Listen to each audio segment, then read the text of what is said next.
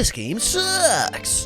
Why is this a 2D side-scroller? What is this, Mario? Why is it an RPG? Is that Link's sword or his penis? The Adventure of Link? Link is always on an adventure. Where are his pants? All right, I get it. Actually, wait, no, I don't. I don't get it. I don't get where all the Zelda 2 hatred came from. You know, even I'm guilty of experiencing hatred for Zelda 2 before I even played it. I actually heard worse things about this game than I did for Zelda 1. You know how everyone says, oh, Zelda 1 is so cryptic and you can't do it without a guide. Well, for Zelda 2, I just heard it was impossible, that it was not fair. Link looked super derpy, and I just didn't understand why. Nobody really explained this stuff, but there was just a popular sentiment that came out of the ether. And when researching the game, I was actually really surprised to learn that Zelda 2 was very well received. One of the best NES games for its time, in fact. It feels very weird to say this, but after finishing Zelda 2, I think I'm inclined to agree. I'm Captain Keaton, and this is the criminally overlooked and misinterpreted Zelda 2, The Adventure of Link.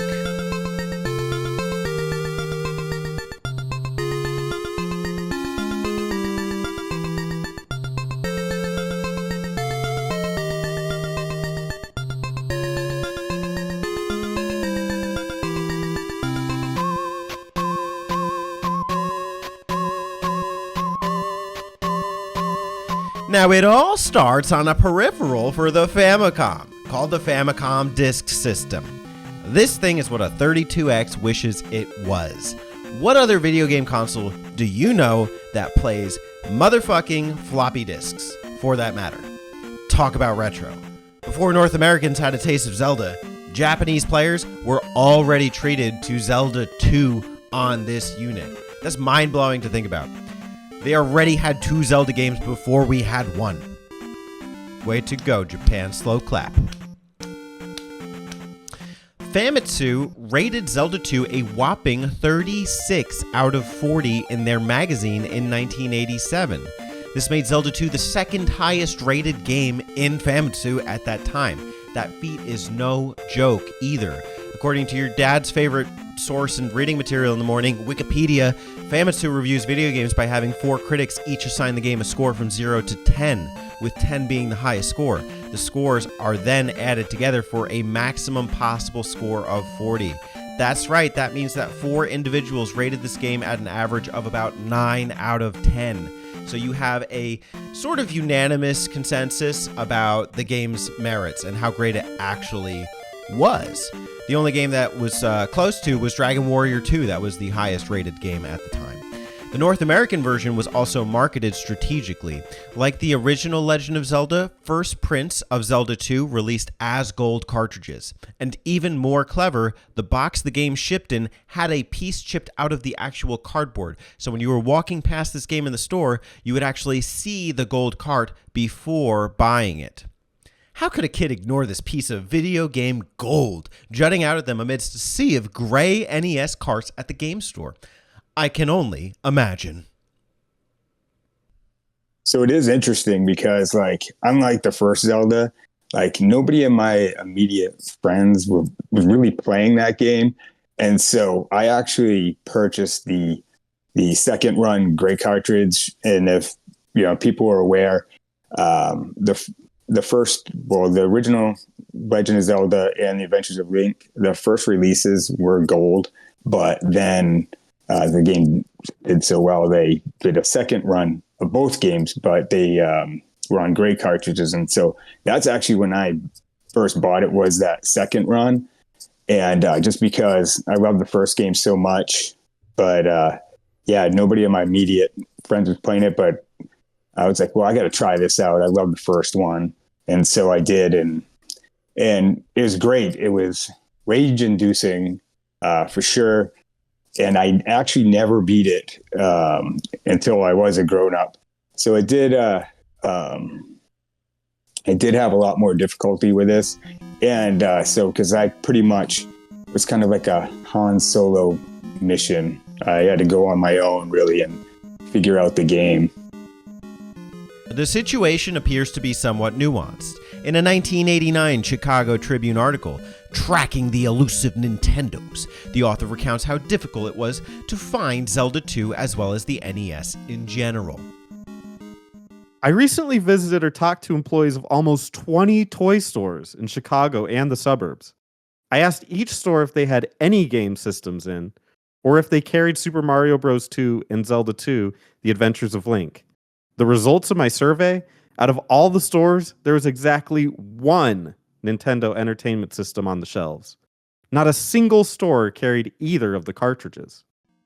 To think, back in the day, gamers couldn't even get mainstream NES titles like Mario or Zelda. Nowadays, we freak out when we can't get an amiibo. Welcome to the age of entitlement, I guess. Needless to say, the game was a hit. The game even sold a respectable 4 million plus units, just 2 million shy of its predecessor. So why did I have it in my brain that this game was so disliked? A lot of the reviews back then, sometimes they just don't reflect how the game stood up over time, like its legacy, you know? And we see that kind of all the time with Zelda especially. I think back to Wind Waker. People hated Wind Waker when that game came out. People love that game now. So I think it was sort of the opposite effect. I think back then people had a great appreciation for Zelda 2 because it was a new big adventure game on NES. But then after Zelda abandoned that formula, people kind of just started seeing it as the weird one. Like, don't play that one, that's the weird one, that's not Zelda. And the online discourse around that time sort of reflected that. Growing up, I was big into watching game trailers and Screw Attack. Both those websites, they hosted like original content, and Screw Attack hosted like the Angry Video Game Nerd and a few other people, and I would watch different shows, and oftentimes in those videos, Zelda 2 was brought up as a bad game or a hard game.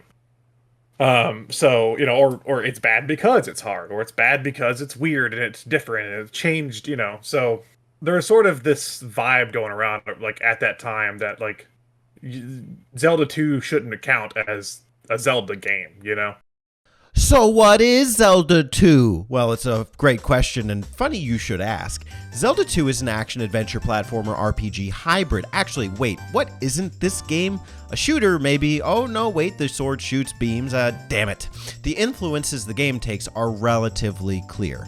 Certain stages play like a Mario game. Put these two bridge sequences side by side, and what's so different? The Cheep Cheeps and the, Boneheads? What a great enemy name. That's not the actual name. I could not find it in the manual, surprisingly enough. It said something online, said Goro, whatever. Well, the Cheep Cheeps and these fuckers are essentially the same. I mean, what's so different between them anyway? I mean, I guess you can hit one with a sword and the other one you just jump on. Same concept. What other Zelda games, in fact, can you truly jump in without Rock's Feather? I mean, this one really stands apart from the others. This is clearly Mario in the sense of platforming. Let's also take it another step further. Every time I get knocked back by an attack in Zelda 2, I am instantly reminded of Castlevania. In Castlevania, knockback is one of the most iconic features, I guess, that is prone to push players to an instant death pit. It's really annoying in Castlevania. In Zelda 2, it's no different. You could be knocked back into a death pit. It's just that there aren't as many death pits in the game.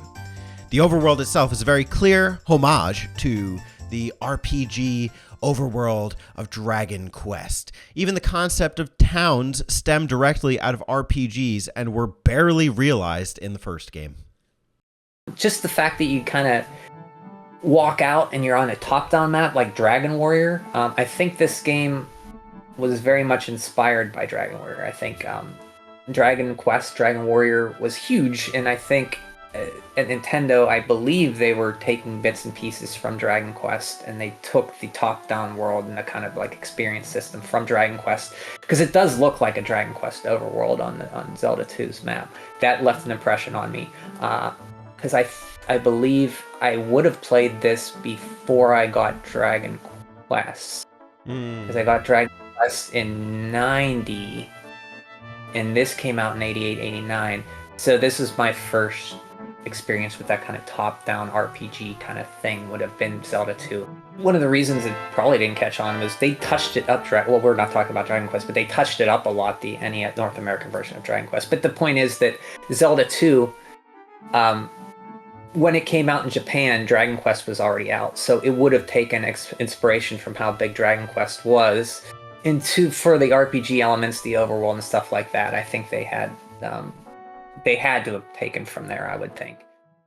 What's remarkable, however, is how despite having all of these visible NES influences, Zelda 2 very much feels like its own entity, and not like some type of clone. Link's jumps prove useful but still insignificant in the grand scheme of the platforming. Many times, Link has to modify his jumping ability or even transform in order to cross gaps. Sometimes, Link even has to fall down a pit to progress. Oh wow. The scale of the overworld's frequent random battles and massive temples makes Zelda 2 feel more like an adventure game than a level-based platformer. Most battles occur as some sort of 1v1 face-off, and the death pits are not a common sight, as said before. The classic matchups involved iron knuckle battles, and while they are a challenge in their own right, it's nothing like the final bridge section in a Stage 6 of Castlevania where Simon gets harassed by Armor Knights and Medusa Head simultaneously. Additionally, Link's physical shield can be used to prevent many attacks, while his shield spell at least halves damage. So the game is really approachable when you look at it from that perspective. Now, when it comes to Dragon Quest, there's room to argue how similar the two are, but when it comes to gameplay systems, Zelda 2 is far more advanced, in the sense that level-ups lead to one of the earliest console examples of a skill tree. Sure, RPGs up to that point had stat boosts upon level-ups, but they didn't let players choose what stat they were leveling up. NPCs and towns are a bit on the shallow side, but this was true for console RPGs in general up to that point. And now, it's time for Keaton Facts.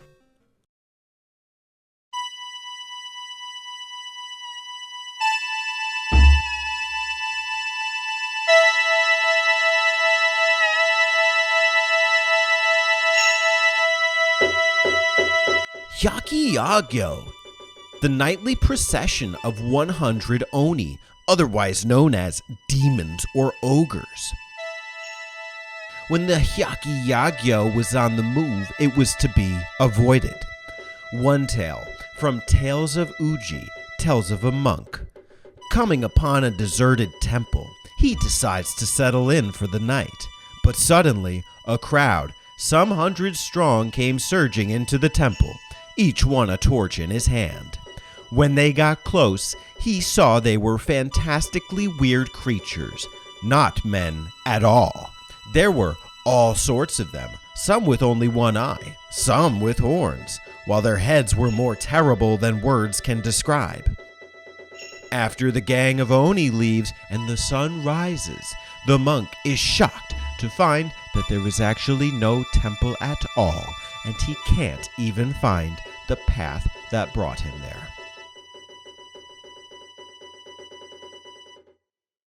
Well, I hope you enjoyed this little sermon from the Book of Yokai by Michael Dillon Foster, a scholar of yokai and other Japanese studies. It's a great book, and I recommend it. The analogy here isn't one-to-one with Zelda 2, but the parallels are striking. A world littered with monstrous encounters. Temples ridden with demons and a variety of creatures, some human-like and others abominations. Shit's fucked in Hyrule, and Link is a lone ranger. When you think of the game through this perspective, you really get the sense that Zelda 2 has a mythical sense to it. Something like an open world with a bunch of monsters that are terrorizing the people. And I think that the existence of things like people in Zelda 2 give it more narrative importance. It's not that far-fetched to think of it this way either, considering how Ganon is sort of a dark sorcerer and unleashes enemies from some sort of underworld. Yakiagyo and Oni are actually preconceptual yokai. They were recognized this way during the Heian period in Japan circa 800 to 1100 AD. Throughout time, the concept of yokai has evolved to become more modern, and that's what we call it. But back then, these are Oni. As the resident Keaton, I'm delighted to provide you with this Japanese fabled knowledge. Now let's get back to the game. Let's get into the most fair and logical comparison for this point in time. Zelda versus Zelda 2. So this comparison is fair and unfair. So aside from Shigeru Miyamoto, Zelda 1 and Zelda 2 have basically nothing in common. The development teams were completely different. As such, they're designed uniquely and distinctly from one another. For instance, Zelda 1 is overhead. Zelda 2 is a side-scroller. Zelda 1 moves panel to panel. Zelda 2 expands the layout. Zelda 1 has old people in caves. Zelda 2 has entire civilizations with towns and citizens, old people included, in their home caves. So even though the projects are unique and by that right hard to compare, Zelda 2 can be considered sort of an expansion on things that the first game has to offer. This leads to a much more robust experience in two main categories: the adventure and the combat. The adventure itself feels grander, from my perspective. Link can travel between two whole continents this time, and despite being Mushroom Mario size in combat sequences, he feels so small on the overworld. Additionally, you have to play very well with both the sword, shield, and spells. The sword has 5 unique and useful attacks in Zelda 2: a direct thrust, a crouch thrust, a jump thrust, a downward strike, an upward strike, and a full health laser attack, if you count that. The shield absorbs a variety of attack types throughout the game, while spells can halve damage, restore life, transform Link, and so much more. Bosses are far more competent, and the RPG level up mechanics offer a whole new level of intricacy, gamer engagement, and satisfaction. Zelda 2 is certainly more developed, but that doesn't take away from Zelda 1 does well. The biggest boon for Zelda 1 is that progression isn't linear. This makes the game feel far more open for exploration and secret discovery. While some satisfaction comes from clearing labyrinths, a lot of it actually comes from stumbling on something necessary or useful for your quest. Whether it's a shop, an upgrade, a heart piece, a hole in the wall, a secret passage in a bush, Zelda 1 rewards you so much more for finding things. At least it has more opportunity to reward you. Thinking about this made me reconsider how much of Zelda 1 really should be played with a guide. Shouldn't you go in blind and try and find as much as you can, and then use it when you need it, I guess? Zelda 1 is also still very much an RPG in its own right. Link levels up, so to speak, when buying items or leveling up his equipment. Although the heart pieces aren't unique to Link in Zelda 1, there are more of them than in Zelda 2. Stylistically, Zelda 1 is interesting too in how it follows kind of a manga aesthetic. It's a historical timepiece, where games were following the sort of 1, 2, 3, 4 pattern, and quite frankly, it has survived the series more so than Zelda 2. As far as the 2D entries go, anyway. I mean, most of the time, I guess I'd go 1 over 2. But again, there is a bit of bias there because I grew up and played Zelda 1 the longest. You know what I mean?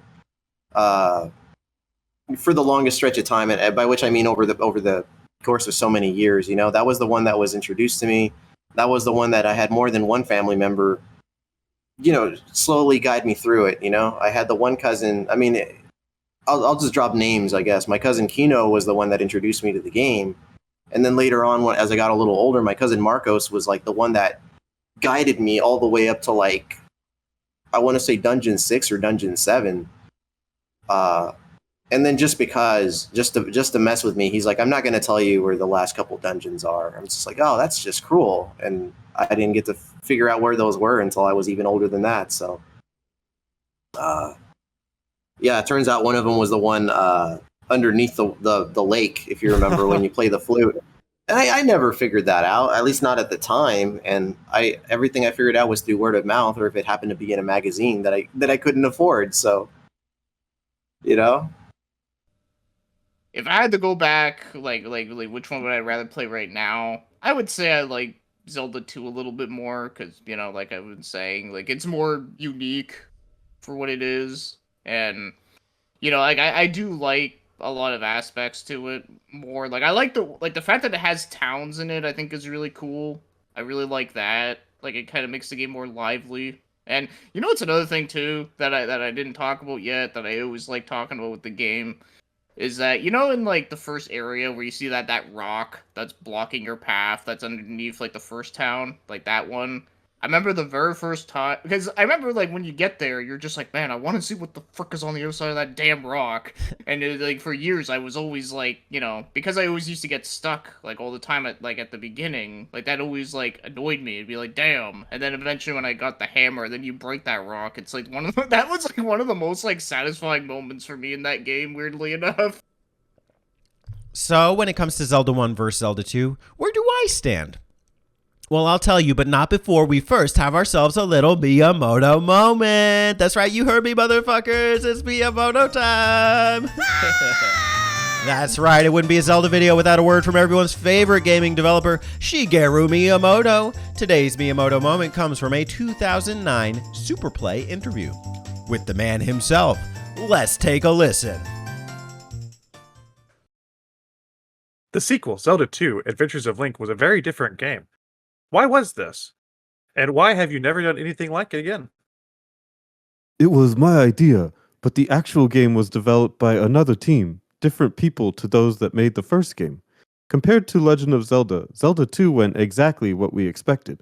All games I make usually gets better in the development process, since good ideas keep coming, but Zelda 2 was sort of a failure. So that's why the third game looked like the first one? Exactly. We actually see A Link to the Past as the real sequel to Legend of Zelda. Zelda 2 was more of a side story, about what happened to Link after the events in Legend of Zelda. A sort of failure? Nani? Miyamoto said, what? Well, look no further than Miyamoto-san for all your hot Zelda takes. But see, I see this as a bad Zelda take. Zelda 1 and Zelda 2 sold comparably in terms of copies, and both were commercially successful, so much so that they are both in the top 10 best-selling NES games lists. So from a business perspective, to say that Zelda 2 was a failure doesn't make sense. Also, he literally said it went as expected. What are you saying? Are you saying you expected it to fail? Are you saying you would have expected it to perform worse? Why would you make something as expected if you expect it to fail in the first place? Miyamoto, king of contradictions. But Miyamoto says that games I make get better in the development process. So is he saying that Zelda 2 systems aren't better than Zelda 1's? That they should have improved? Improvement is subjective because the entities are almost entirely distinct. It's almost like comparing different subgenres. From a good faith perspective, Zelda 2 actually does improve on the formula from Zelda 1. It's a bigger world, it's more intricate sword combat, better music even, love that temple theme. What got arguably worse? This sounds to me like more of an ego stroke, like, oh, I didn't influence the game as much as I did the first game, so I think it's a failure. The craziest statement to me is actually Zelda 2 is more of a side story about what happened to Link after the events in Legend of Zelda. Well, excuse me, princess, but isn't that exactly what a sequel is? Got you! Now look, the Zelda series has certainly thrived without the reboot of Zelda 2 and its gameplay systems, but it does not change the fact that this feels like a major oversight on the part of Miyamoto and his Zelda team. 4.4 million copies sold in the NES era. And do you think it's a failure? I can't even chalk this up to translation issues because look at how little Zelda 2 has been represented since then. The most you get is a throwback in games like Link's Awakening and Super Smash Bros. Melee, of all things.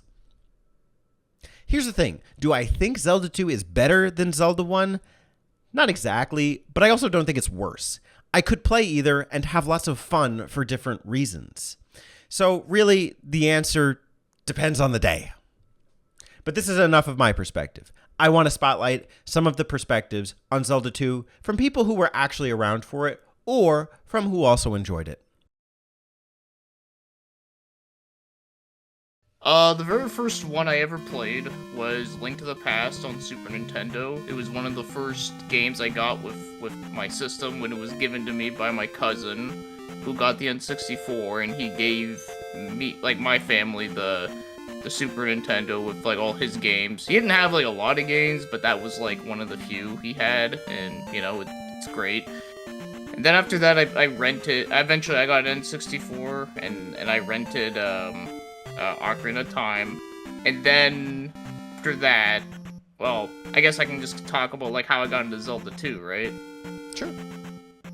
Yeah, okay. Yeah, so after that, I actually found an NES at a garage sale. You know, back when you actually used to find stuff like that at garage sales because nobody wanted them. Yeah, so I found an NES with a bunch of games, and of course, Zelda 2 was like the only game there that was like not in a gray cart. So of course that was cool. And yeah, and that was basically how I first was able to play the Zelda 2 was from that. And I was like 8 years old. Well, I didn't have it growing up. My friends didn't have it, but I remember playing it. I think it came out in '88. So I would play. It was hard to get in '88 from what I hear. I don't remember it, so it would probably, if that's the case, it was hard to get. I probably played it in '89 or '90. I wish I remembered where I played it. If it was at a friend's house or we rented it. I know none of my friends had it, so it would have had to have been a rental, or maybe a friend of a friend has played it. And I remember just playing it and not knowing what to do. I think I got to the first palace, maybe beat the first palace, and that's probably my experience with Zelda 2. I didn't play it because I didn't have it. I had Zelda 1, and that's the one I played. But Zelda 2, I was not familiar with, other than Nintendo Power covered it. And in later issues, in the news section, you'd see tips on how do I get past this palace, where do I find the boots, and you'd see it there. So that's my experience with Zelda 2. I didn't have it, didn't play it much, other than somewhere I played it, because I remember playing it, but I just can't remember where or when or how. Was it a rental or whatever? Okay, so this might be one of my earliest memories for Zelda 2, is there was a grocery store that was local to where I lived at the time. And they had a section, like just like a magazine rack, you know, and they had gaming magazines there. And oftentimes what I would do is I would go to the deli, the bakery department. I'd go to the bakery department because I knew that they had like pen and paper there for, like, you know, they'd write down people's orders, you know, if they had like a special order for like a wedding or what have you. And they'd lend me the pen and give me some paper, and I would skim through those magazines and I would just write down the games that interest me. It's like, oh, these look pretty cool.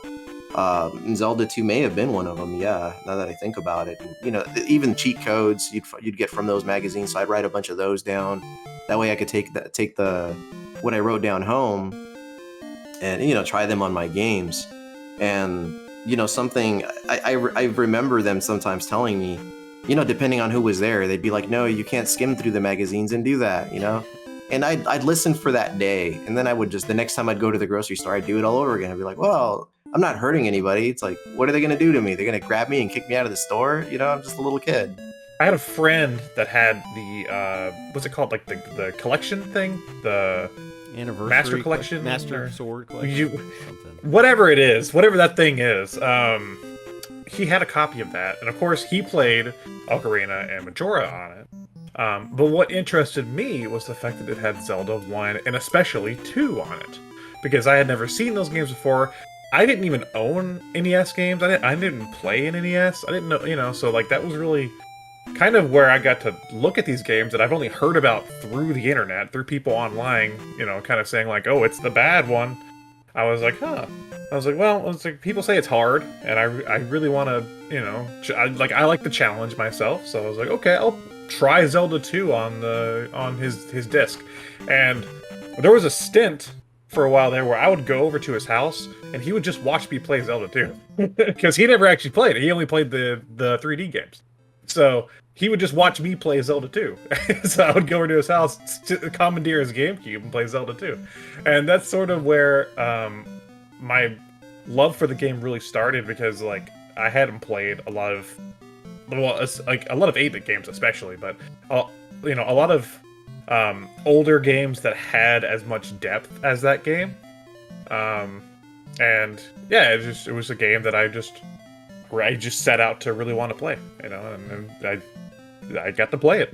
I was excited.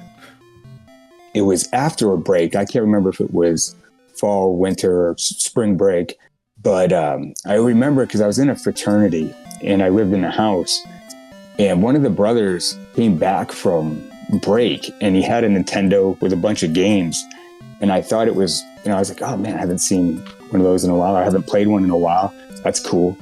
And he would have, like, there would be like a handful of guys in his room watching him play video games. And my cousin was watching him play.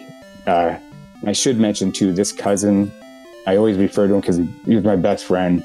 And he's the one that he was really good at Mega Man, like I mentioned in the first interview. And he said, well, Corey knows a lot about these games, if you need help. And sure enough, like he would ask me if I could help him. So a lot of times if he got stuck, I would just go and help him. And oddly enough, the weird thing is when he got to the Great Palace, he had me. He's like, I can't get through this. Can you? I'm like, well, it's been a while. It's gonna take me a little while. And so after a handful of times of me getting him through the Great Palace, he was actually able to get through the Great Palace and beat the darn game. And I still hadn't beaten the game yet, even to that point in college. And so, yeah, kind of a tangent there, but that was always one thing that I thought was crazy about this game. Is just at that time I wasn't really playing video games, but like this game kind of just popped up, and it was kind of fun to help and at least be a part of that. His journey in beating it anyway. Zelda 2 is probably the most misunderstood game, I think, on the NES. A lot of people hear it's too hard, it's too cryptic, and a lot of games on the NES were hard and cryptic. But there's something that's very rewarding about that, and it's no exception to Zelda 2. All the stuff in NES games you're getting in Zelda 2, you're getting great music, great graphics. I think it's a very beautiful game, like I mentioned. You're also getting the problems with it. You're getting the very hard combat sometimes. You're getting sent back when you die. But I think Zelda 2 still stands on its own as a very, very, very good game on the NES. One of the best. It's like, which child do you like more? Like, oh god, I don't know. I really like both a lot. For me, like the top three Zelda gets better grades than the other. Right. It's like for me, the first two games and Ocarina are always going to be my top three Zeldas. I am just not drawn in by, at least not as much. I'm not saying that any of them are bad games. On the contrary, but like those are the three that I always think about. And when people ask me, "What's your favorite Zelda game?" It's like, well, I guess it depends on the day of the week that you ask me. Sometimes I'll pick Zelda 2 over Ocarina. Sometimes I'll pick Zelda 1 over Zelda 2. It really is just a mood. You know what I mean? Yes, I would recommend Zelda 2 to newcomers. And that could be a controversial statement, but I think there is an audience for it, especially people that haven't played it, because there has been a resurgence of not only retro games, but hard retro games, tough games. Man, I'm trying to think of like Zelda 2. Like, I'm trying to think of games that are harder than Zelda 2, and one of the ones that comes to mind, which is also one of my favorite goddamn games, is Cuphead. Like, I recently played through Cuphead all the way, and that game's hard as shit. That game's hard, and people love that game. So if they can handle something like that, or or if the people that love, I love Dark Souls as well, but if you can play like the Souls games, you can easily play Zelda 2. It just takes a little bit of effort to learn the game, to learn your objectives. But no, I think there definitely is an audience for this title today, and I think a lot of them could be, are maybe scared off from the title because of the internet discourse that has surrounded it for so long. But there's this group of people now that you see a lot of new games come out that are just very hard, very, very challenging, and people eat that stuff up now. So I think this could be again, if Nintendo remade it, people would be like, oh, it's the Dark Souls of the Zelda series. That's what they'd be saying. One game I do like that is on NES that is like very similar to Zelda 2 was Battle of Olympus. I think that was a pretty cool game. I actually really liked that one. I wouldn't say it's as good as Zelda 2, but I do think it does have its like charm, and it is like pretty well made for like a game that was like a pretty small development team at that time. There is this like other like cool one that I remember I played a while back.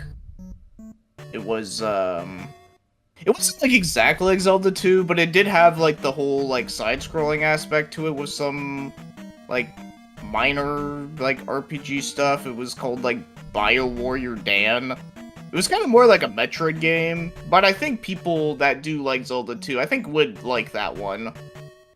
It was only in Japan, but, but there is a fan translation of it, so, it's perfectly playable now. It's cool because I feel like they kind of continued, because if you read the manual, like Ganon's dead, like you killed him in the last one. It's his minions that have like kind of taken over the world and running wild kind of thing. And so like, of course you kind of miss that. There's a whole story, like it's crazy. I was reading the manual, before I started playing the game again. And I was like, I can't really add this into my playthrough because there's actually quite a bit of kind of backstory through this. I'm like, man, it's kind of a lot to kind of wade through. So I like that it was a kind of a continuation of that. So overall thoughts, great game, especially being of that era and seeing the Zelda games progress. So my overall thoughts, great game. I love it.